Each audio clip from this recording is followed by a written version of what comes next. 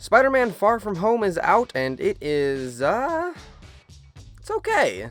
On one hand, it can be real rough at times. The first half of the movie has some of the worst pacing in the MCU, and the general chemistry between the young cast members is kinda rough. I thought in the first movie they did a lot better overall at playing to their awkwardness in a good way. So, what's the plan? Open the door for her.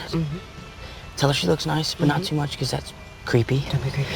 No, and But this time it kinda just feels forced. The first half of the movie is just real slow. But on the other hand, it has some really fun things going for it. Like, oh man, when the second half hits, oh man, it's fun. They made some really good practical suits for the actors to wear, and they look great. Especially Mysterio's, man. Mysterio's looked great.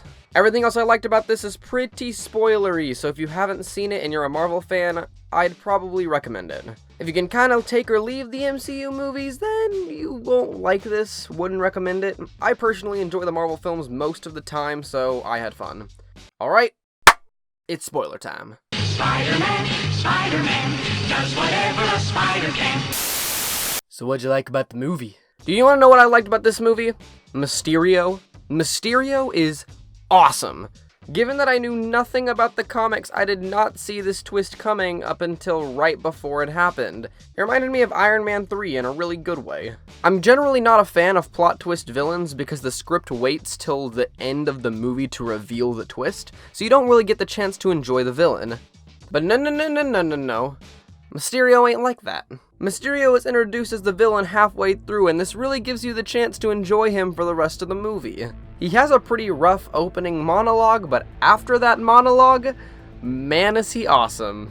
Like, I loved that scene where he just messes with Spider-Man's head for 5 minutes straight. And later, that scene had a genuine effect on Spider-Man's psyche. Alright, so this is Kaden in the editing room, and I want to take a moment to appreciate this shot. Basically, it's the moon in the background, but then it becomes Mysterio's head. I don't know, that's just really creative, and it's so small that you would have missed it, so I just wanted to give some recognition to that. That's awesome. Hey, what about Spider-Man? I've always enjoyed Spider-Man as a hero. I think he's kind of a fan favorite for a lot of people. But I think Homecoming did a better job at capturing the hometown feel that makes Spider-Man so unique. Spider-Man's whole objective in Homecoming is to stop some local weapons dealing. And granted, these weapons are strong, but they aren't near the threat level that the Avengers are used to.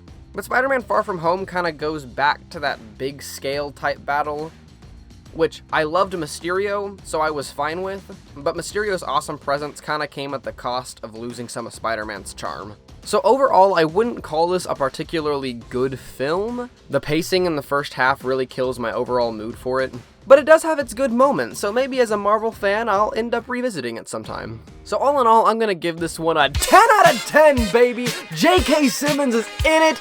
All hail, praise be! Best movie of all time, no debate, done!